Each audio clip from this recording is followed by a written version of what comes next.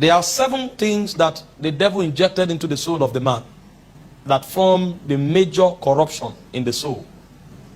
And if a man encounters God and his word genuinely, these things will be reversed. When that happens, you become a son. I can't teach it now, but I will mention it so that you will draw them as red flags and you will know how to avoid them. Number 1 is distraction. When a man does not have gravity in his spirit, anything can get his attention.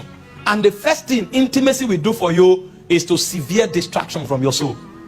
You see, when you find a child, he can't even focus on anything for 5 seconds. He doesn't know what he wants to do. He sees a football, he's running. He sees light, he's running. He sees phone. So many have not come into God. They are not gathered into his presence enough to shave off the elements of distraction. And so when you allow distraction enter your soul, that's why the devil got a room into the garden in the first place. Adam was not keeping the gate, and the devil sneaked in and deceived the woman, and everybody fell. What was he doing?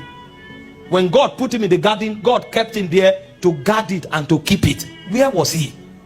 He was distracted, doing things that don't concern his ordination.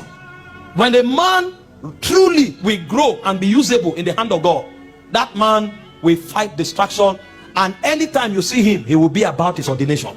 The parable was told in 1 Kings 20 verse 40. He said, my Lord gave me a servant to keep. He said, but as I was busy here and there, he said, I lost him. And he said, your life shall be demanded. There are too many people busy here and there. They are not about the master's business. And so when you find the people who are astray, distraction is what defines them. What do you spend your time on? Have you discerned your ordination and you living with it? The second corruption that is in the soul of man is fear. And the devil knows this. That's why you see that in our world today, bad news spreads 1,000 times faster than good news. In fact, your subconscious is designed to dictate bad news so that you can be kept safe. And the devil has entered that gate to plant fear in the souls of men. You hear of pandemic, you hear of war, is to distract, is to paralyze you with fear. And the moment you become afraid, your discernment goes down. Your ability to exercise faith is short-circuited. And so fear is a corruption in the souls of men. Number 3 is lust and carnality. When a man becomes carnal and lustful, he can no longer receive the things God has made available. He said, the carnal man, the natural man, receiveth not the things of the Spirit of God, neither can he know them. So he becomes blinded. He can no longer pick the vibrations of God. And because he's blinded, he can't participate in the commonwealth of Israel. Neither can he be part of God's army. These things we have done here today won't mean more to some people. You know why? The things of God are not heavy with them. They are carnally minded. And he said to be carnally minded is death. So they are dead men walking.